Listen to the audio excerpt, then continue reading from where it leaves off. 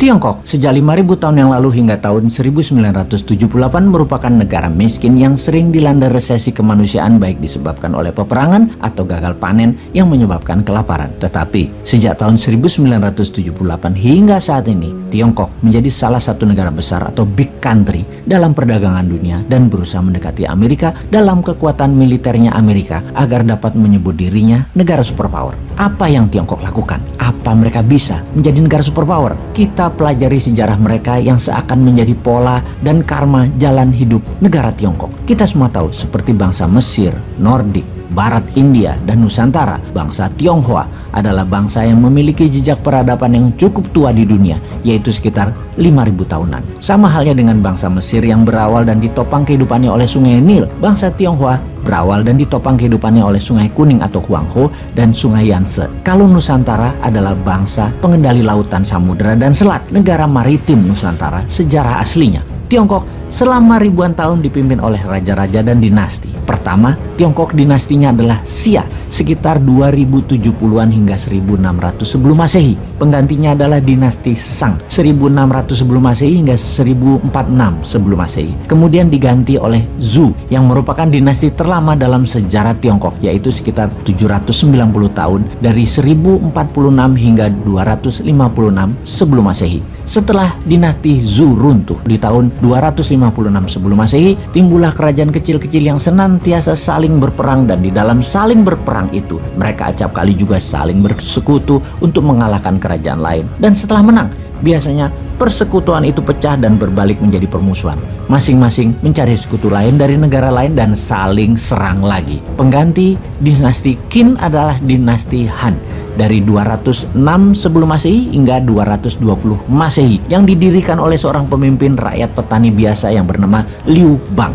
Han adalah nama suku bangsa mayoritas di Tiongkok. Dinasti Han meredup sekitar tahun 220, maka negara terpecah menjadi tiga, yaitu negara Su dipimpin Liu Bei, negara Wei dipimpin Cao Cao, negara Wu dipimpin oleh Sun Quan. Inilah kisah roman Samkok yang berlangsung dalam periode ini yang selalu saling berperang dan tuntas pada tahun 280 dengan berdirinya dinasti Jin 265 hingga 420 Masehi sebagai pengganti dinasti Han.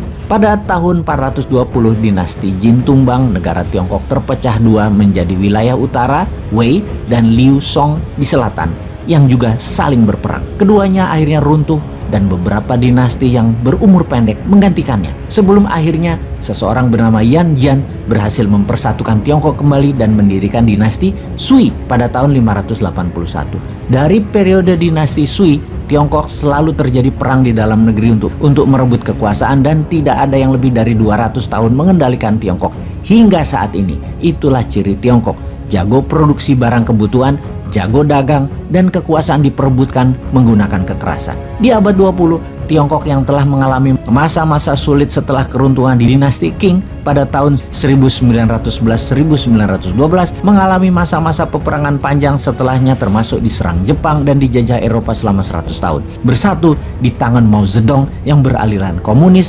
membantai habis sistem kerajaan dan sistem pemerintahan patronase. Tiongkok di tangan bapak modernisasi kemudian, yaitu Deng Xiaoping pada tahun 1978 mulai menggeliat dari tidur panjangnya. Deng mempunyai visi dan misi jelas, yaitu membuat Tiongkok menguasai dunia dan mulai menjalankan program-programnya, yaitu membuka diri dan memodernisasikan Tiongkok dalam segala bidang, terutama bidang ekonomi, bidang militer, dan teknologi tinggi. Selama 4 dekade terus-menerus, Tiongkok di masa kini telah menjelma menjadi negara adidaya baru yang kemampuannya dalam segala bidang sejajar dengan Amerika. Belum pernah terjadi dalam sejarah sebuah bangsa di dunia seperti yang sekarang sedang terjadi dilakukan oleh bangsa Tiongkok, di mana di tahun 1978 Tiongkok adalah salah satu negara termiskin dan terbelakang. Hanya dalam tempo 40 tahun saja telah merubah menjadi negara adidaya dan menjelma menjadi raksasa ekonomi dunia. Kekuatan militernya meningkat dan menguasai hampir seluruh teknologi tinggi di dunia. Tiongkok kedepannya bercita-cita mengungguli Amerika Serikat dalam berbagai bidang dan akan menjadikan dirinya negara terbesar dan terkuat di dunia. Itulah Zhongguo Meng atau China Dream yang diprakarasai oleh Xi Jinping, presiden saat ini. Lalu Indonesia ke depannya bagaimana? Pastinya jangan terpesona dengan Tiongkok dan jangan mau jadi babunya Tiongkok. Juga jangan terpesona dengan penghisap darah yaitu Amerika. Tiongkok akan jadi negara yang selalu berperang di dalamnya.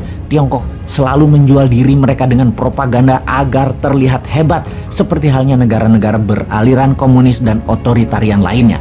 Kalau Amerika itu negara swasta, juga suka perang negara itu. Faktanya saat ini adalah keduanya perlu bahan baku sumber daya alam dan perlu pangan. Kerjasama dengan keduanya, negara Indonesia harusnya dari sisi kesejajaran, saling hormat, bukan mengemis hutangan, bukan jualan barang produksinya mereka, bukan sumber daya alam kita disedot oleh mereka. Jangan seperti selama ini kita kalah dagang, kalah wibawa, kalah bersaing dan kalah tawar. Sungguh pola Tiongkok itu kuatnya sebentar, terus perang lagi di dalamnya, saling sikut dan saling bantai. Kita kembali ke Indonesia sekarang. Pastinya dalam 20 tahun terakhir ini Indonesia pemerintahannya berciri miring ke Amerika atau miring ke Tiongkok, yang membuktikan satu hal, belum bisa membawa kesejahteraan bagi rakyat dan belum bisa membuat negara berdaulat. Salah satunya adalah belum bebas hutang. Tidak ada satupun pejabat dan pemerintahan yang terbukti membuat bangsa dan negara Indonesia menjadi negara besar sejajar dengan keduanya atau menjadi lebih kuat dari keduanya. Bahkan calon yang akan bertanding di 2024 nanti pun tidak punya visi dan misi tersebut, yaitu membuat Indonesia menjadi negara superpower 2045. Sungguh Indonesia perlu orang semacam Deng Xiaoping, perlu Gajah Mada baru yang punya kapasitas level dunia, punya kemampuan level dunia, punya visi dunia, dan punya tim yang mendedikasikan dirinya untuk membangun bangsa dan negara agar bukan lagi menjadi negara penghutang, bukan lagi menjadi negara tunduk dalam aturan asing, bukan menjadi bangsa babu dan bangsa kuli. Siapakah mereka yang harus duduk dan menjabat yang membuat Indonesia berdaulat dan perkasa itu? Rasanya hanya kaum Newman deh.